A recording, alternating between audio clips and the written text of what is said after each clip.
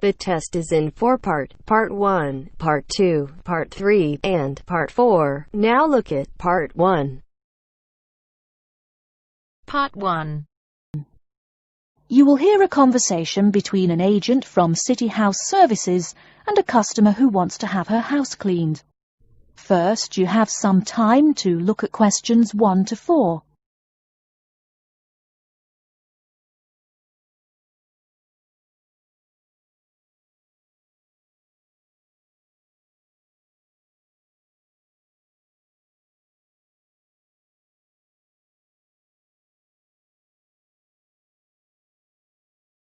Now we shall begin. You should answer the questions as you listen, because you will not hear the recording a second time. Listen carefully and answer questions 1 to 4. Good morning, City House Services. How may I help you? Good morning. I'd like to arrange to have my house cleaned. Certainly. I just need to ask a few questions. First, could I take your name? Yes, it's Barbara Hill. Thank you. Next, is your house in London? Yes, it's in Kingston in southwest London. Okay, southwest London, and, what's the postcode? SW105. And what is the square footage and what rooms will be cleaning? The whole house is 268 square feet, and there is no need to clean all the rooms. I only want to have my bedrooms cleaned. Okay. How many bedrooms does the house have? 3 bedrooms. Oh no, sorry, we used to have 3 bedrooms, but we only have 2 bedrooms now. Are those single bedrooms or doubles? Doubles. Fine, 2 doubles. There's one more room which needs cleaning. It was used as a bedroom before, and now we have converted it into an office. I understand. 3 rooms have got to be cleaned. And are all of those rooms upstairs? Yes. Then downstairs we have a kitchen diner, conservatory and lounge. The kitchen diner is quite large and has the usual equipment: cooker with oven, refrigerator, cupboards and worktops. The conservatory has a lot of plants, but there's no need to take care of them. The lounge has a leather 3-piece suite and a large coffee table. Thank you. And do you keep any pets? Yeah, I really love keeping them. I've got 2 dogs and 3 cats. Okay, then if our staff come over to offer the service, please take your pets away. Have you looked at our service packages? Yes, I have one in front of me. Excellent. Before you hear the rest of the conversation, you have some time to look at questions 5 to 10.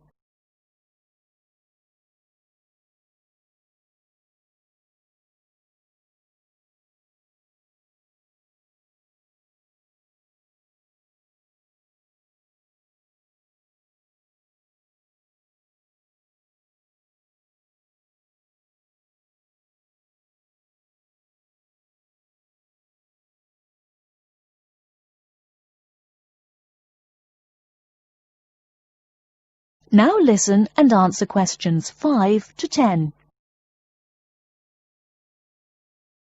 Any extra services you need? Switching bed linen, work in the garden, clean the glass in the conservatory, that kind of thing? No. Actually, replacing the bed linen, yeah, that would be good. No problem. I'll just make a note of that. How about curtains, mats and carpets? What would you like us to do with those items? The curtains. I'll have to think about that. I think we should have the carpets cleaned really well every quarter. Mats can just be done with the laundry. Of course. How about clothes? We can have our staff wash and iron them, or we can have them taken to a dry cleaner. Washing and ironing. No, just ironing. That'll be okay. Okay, fine. I know quite a bit about what you want now. I should let you know that we're located on 12 Amy's Road. That's Amyes. And we work on from Monday to Sunday except Tuesday and Wednesday. Could you let me know when is convenient for you? Next Friday. No. Oh, that's no good. My son invites his friends over in the afternoon that day. Perhaps next Thursday or next Saturday? Let me check. Okay, next Thursday. When is it convenient for us to come over and provide the service? Is it okay if we come in the morning? Or we may come in the afternoon. It depends on your schedule. I'm okay with any time. Just give me a call to let me know you're coming before you arrive. Sure we will. By the way, how long will it take for the service? We usually work 1 to 3 hours for house cleaning, and the work will take 3 hours at most. And of course, if it takes more than 3 hours, you should pay extra for it. Fine. So, let me just do some calculations.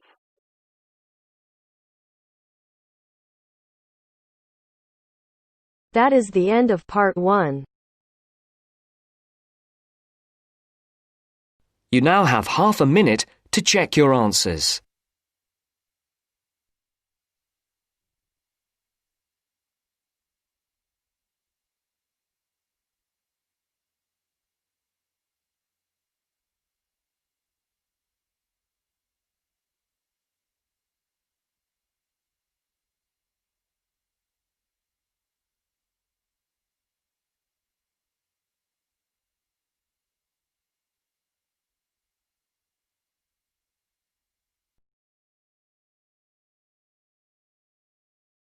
Now turns to part 2.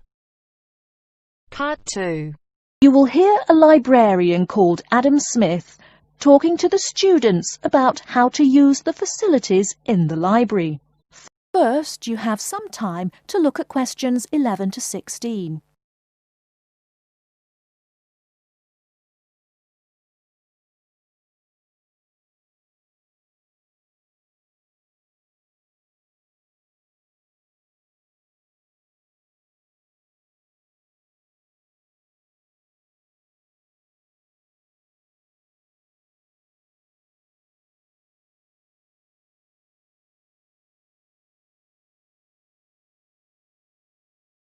Now, listen carefully and answer questions 11 to 16. Please come in and gather over here around the tables. My name is Adam Smith, and I'm the librarian here. I'll show you around today and explain how to use these facilities. Hopefully, when I'm done with it, you'll know the ropes. And please feel free to let me know of any questions or concerns that you may have. Now we're at the gate of the library. Upon entering into the door, you'll find that the restrooms are on your left-hand side, and opposite them is a photocopy room. Many of you are wondering about the check-in and check-out process. What you have to do is go to the circulation desk, which is to the east of the photocopy room. The reading room is a really large area in the center of the library, just to the north of the circulation desk. I'm sure you won't miss it. If you're here to do research, this is where you should bring books to look through. However, if you're here to do any group projects or other interactive activities, I advise you to use one of the study rooms, which are just to the east of the reading room. Moving on to the southeast corner, we have the periodical section, just next to the study rooms. We have a collection of different newspapers and magazines in this section. You can get last week's weather reports or all the top stories 5 years ago. Our periodicals can be traced back 20 years to the time when our school library was built. Our first question. Yes. Can we check out magazines from the library? I'm sorry, but you cannot take any periodicals out of the library. You're welcome to read them for as long as you want while you're here, but you cannot check them out. I wonder if there is any place where we can get some food in the library. Do we have a store here? Of course. The Food Service Center is just meters away from the study rooms. It's on the northeast corner as you look at the map. The Food Service Center offers different kinds of snacks, though it's not big. Well, moving on along to the west, you will find the Video Resource Center on your right hand. We have educational videos and documentaries, as well as major motion pictures. We ask that you pay attention to the tag on the video that you pick up, as many of our documentaries are for on-site viewing only and may not be taken out of the library. To the west of the Video Resource Center is our satellite TV station. Here we stream the news from Channel 19 for most of the day. How many channels does it have? It does have nearly 200 channels, but we generally will give top priority to channels with some big events, like presidential addresses or other breaking news. During the coverage of the presidential debate, students will take a break from studying and flock to watch it. Last, but perhaps most important, is the inquiry desk. It's just on the left-hand side when you walk into the library, so it's impossible to miss it. If you have any questions about how to use equipment or where to find something, come and ask the assistant. Don't be shy, because that's what they're here for. Before you hear the rest of the talk, you have some time to look at questions 17 to 20.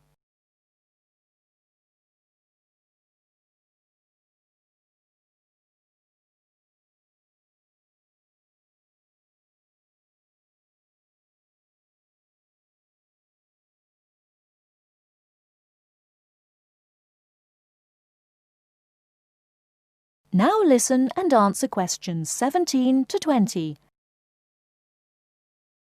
Speaking of questions, one of the questions we get asked is how to actually check out a book once a student has picked one out. If it's a fiction or non-fiction book, look for the pink and yellow checkout card inside the back cover of the book.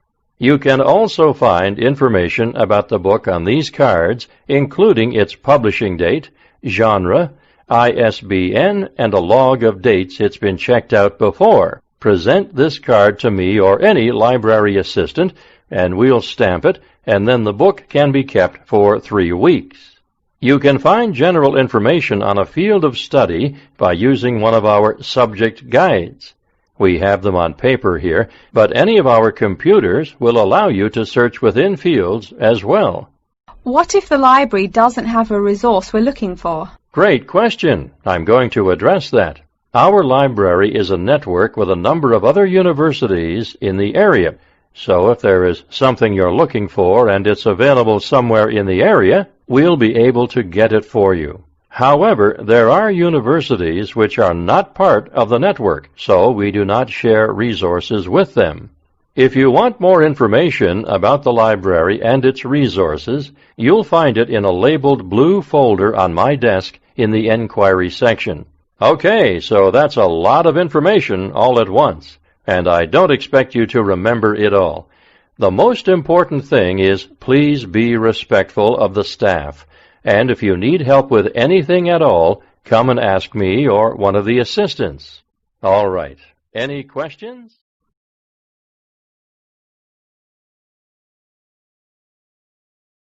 That is the end of part 2. You now have half a minute to check your answers.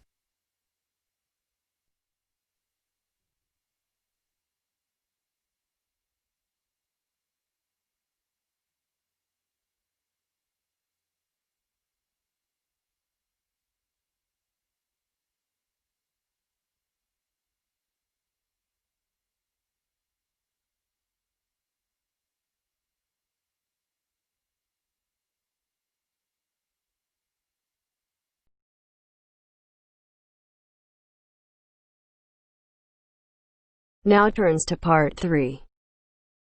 Part 3. You'll hear an introduction to a conference on computer system language learning. First, you have some time to look at questions 21 to 26.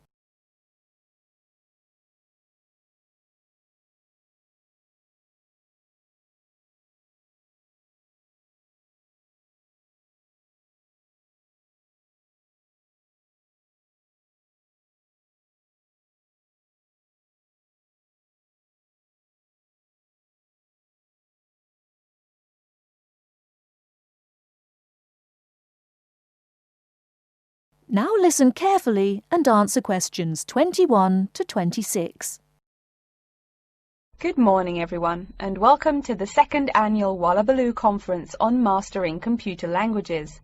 I hope you all had a good trip. Before we get underway with today's program, let me fill you in as to what's on tap for tomorrow, Sunday, February 19th. At 9 a.m., right here in the main hall, we'll be hearing a lecture from Dr. John Smith about computer as teacher. Professor Smith from the University of Melbourne is a world-class expert in the field of computer-assisted education, and his talk promises to be both stimulating and informative. Immediately afterwards, at 10:30, there will be a presentation of papers by various delegates. That, however, will take place in the garden room on the ground floor.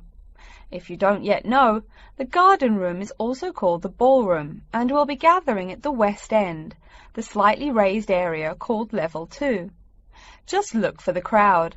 If you get lost, there are signs in the foyer. After all that thinking, talking and listening, I expect everyone will be a bit weary. So at 11:15, there will be a break for coffee, cookies and other light refreshments. These will be available at the aptly named refreshment stand, placed by the door back here in the main hall. Also, if you choose to skip the formal lunch, you can buy a packed lunch at the stand for a reasonable price. I strongly urge you, however, to join us at the formal lunch. That won't be till 1 o'clock sharp, so you have time to stroll about town a bit. We'll be eating at the Seaview restaurant. The restaurant is located right here in the hotel on the top floor. It's a good dozen flights of stairs, so I suggest you take the lift on the ground floor, eh? If you're not fond of fish, there's an all-you-can-eat barbecue available as well. They even offer wallaby meat. After lunch, we'll troop back downstairs to Level 2 in the ballroom for the presentation of further papers, which will begin at 2 p.m. Please try to be on time. I know you'll be a bit tired after lunch, but the ballroom echoes so with people coming in late. Thank you in advance. Once we've heard the papers, we'll break for afternoon tea at 3:10 p.m. No need to walk. The manager of the refreshment stand has graciously agreed to have tea served in the ballroom. He's even promised us some special scones, baked from a recipe of his dear old Scottish grandmother. Then, tea being drunk and scones munched, we'll retire here to the main hall for some closing remarks and questions. So, by 5 o'clock, we should have the conference wrapped up. But the fun isn't over. This is Australia, mates. We'll be flocking to the hotel's own Palm Lounge on the east side of the foyer for an informal reception. You can relax, mingle with the other delegates, and let your hair down a bit. This will run from 5:10 to 6:10, though you're free to stay as long as you like. The lounge manager has informed me that for the duration of the actual reception, you can have all-you-can-drink beer for $20 with purchase of an advance ticket.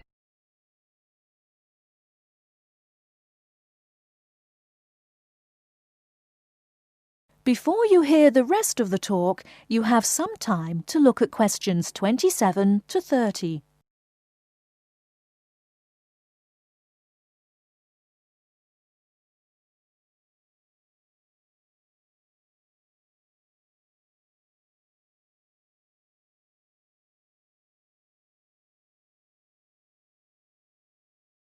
Now listen and answer questions 27 to 30.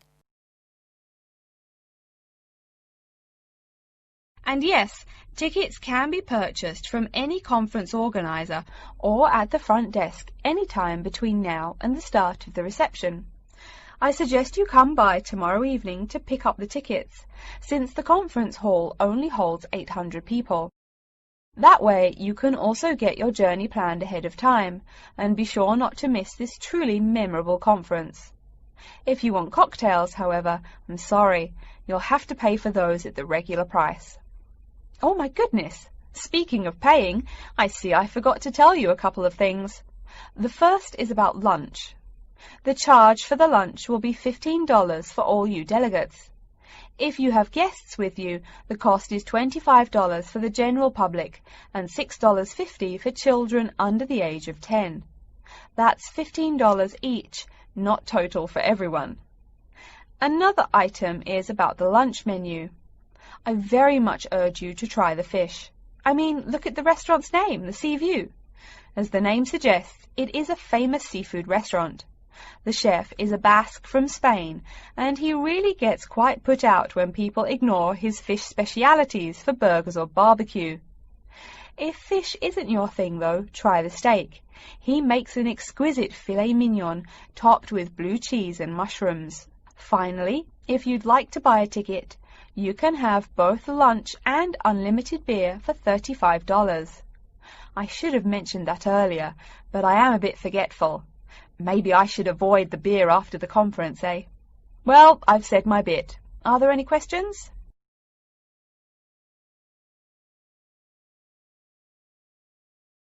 That is the end of part 3. You now have half a minute to check your answers.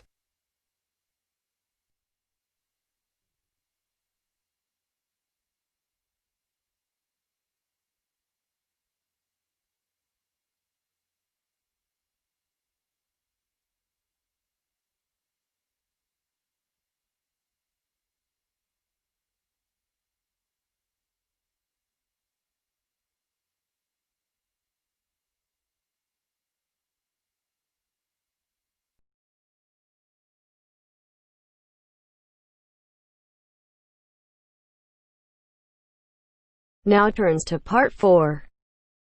Part 4. You will hear a lecture about how to choose flooring materials. First, you have some time to look at questions 31 to 40.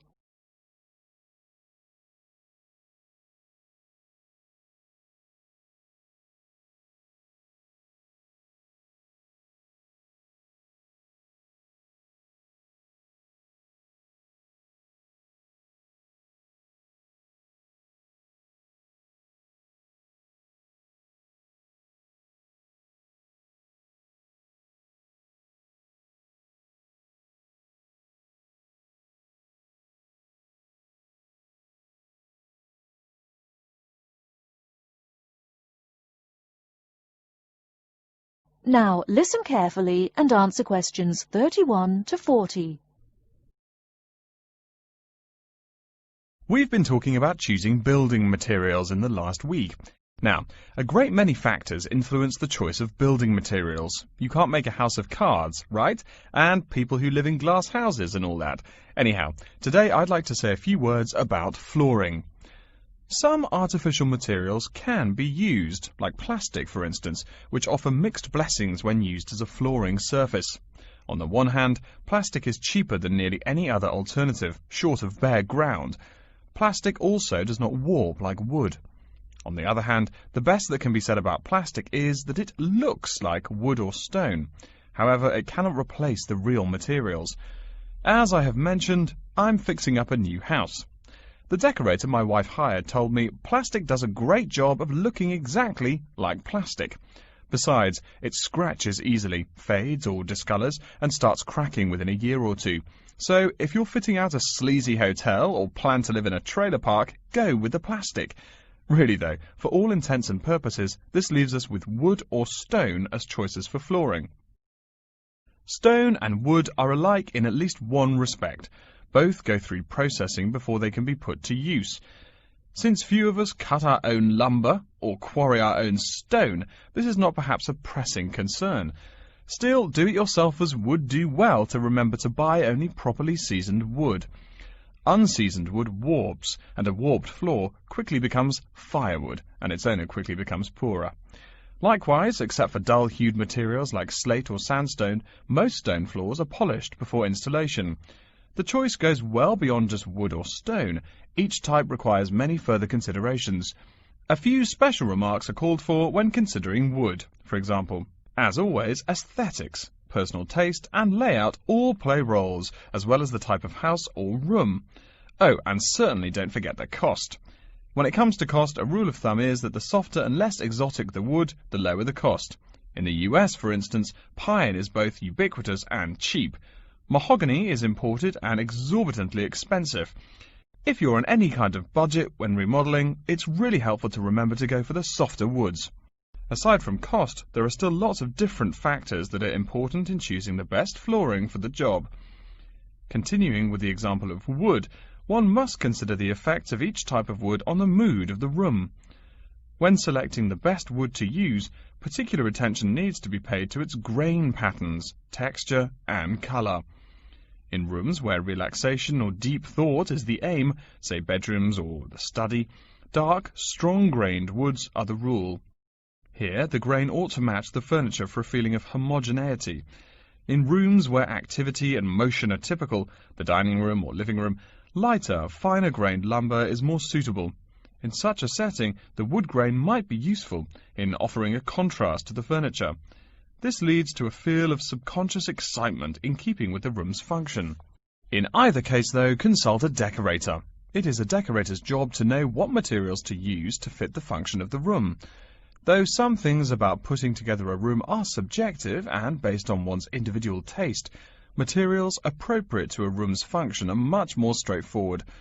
A decorator takes the needs of the customer and uses a mathematical formula rather than subjective words. Since feelings vary from person to person, verbal descriptions of wood types tend to be ambiguous. You want the wood you select, not something approximate. And if you do decide to do it yourself, remember that all wood must be treated with preservatives to enhance its appearance and preserve its natural beauty. In the case of stone, or quarry tile, as flat-cut flooring stone is properly called, a new set of considerations must be weighed up. Simple colour aside, the degree of reflection must be kept in mind. This is called the reflectance rate, which is expressed in a number between 0.0 and 1.0, depending on the amount of light it reflects. At one end of the scale is polished silver. At a rating of 1.0, this shiny surface reflects nearly all of the light directed at it.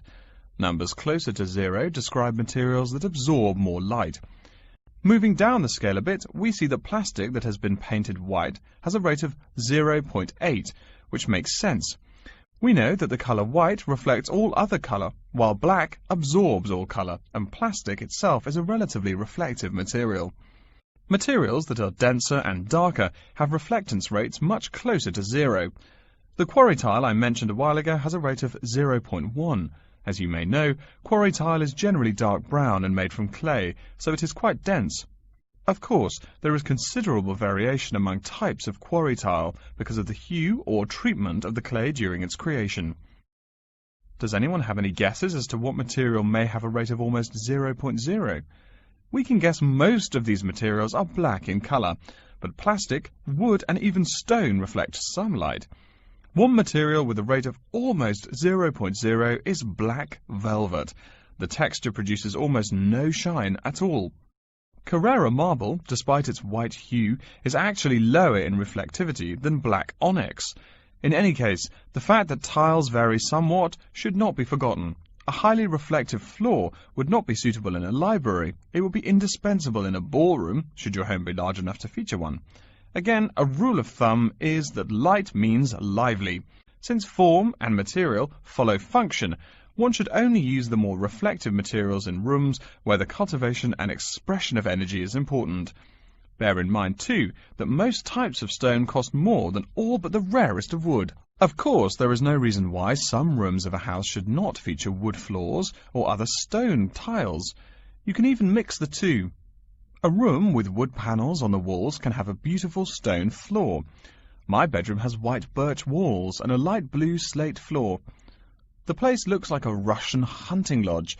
Remember, though, go with what feels right for you. Good taste and the laws of interior design are the homeowner's servants, not his master. It's only beautiful when you decide it is. I mean, you're the one who lives there, not the decorator, right? Okay, are there any questions?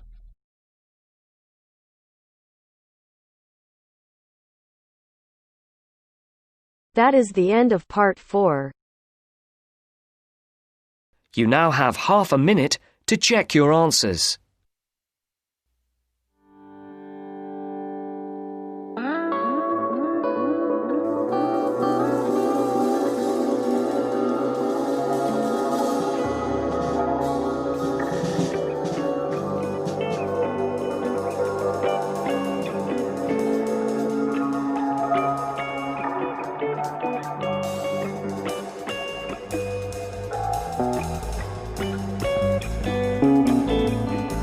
That is the end of the test. You now have 10 minutes